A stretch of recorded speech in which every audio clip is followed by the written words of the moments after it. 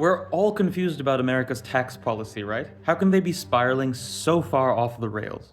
Well, that's easy. It's because it's always been the land of the free, and that means some things just gonna be unequal. While this is true today by any number of measures, it is not true historically. You see, for pretty much all of human history, like post-agricultural societies, were owned by the top 10%. And this was even true in the Industrial Revolution in England and France.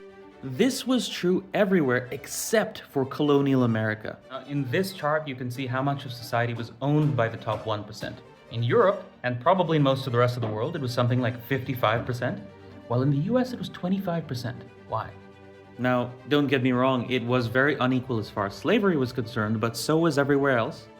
What was different was that land was abundant and there weren't enough people, and so land was very cheap. Big disclaimer, this is because all of the natives had died of an epidemic.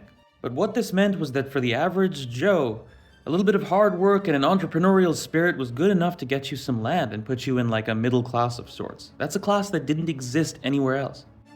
Add to this that there was pretty much no federal income tax for almost all of American history except for like the Civil War and then World War I. And it really do start to look like the land of the free. Wait up, then we had World Wars I and II where taxes were increased dramatically and also the value of all US assets was depressed. The value of assets all over the world was depressed. Those taxes stayed that way until the 70s. In 1970, the highest tax rate for Americans earning more than $200,000 a year was 70%. It's only after Reagan and then through the 80s and 90s and early 2000s that things start to get worse because of loosening tax policy. And then you have the financial crisis, and then it just continues getting worse, and Trump is absolutely a symptom of what happened then. So that's why they seem so schizophrenic with their tax policy.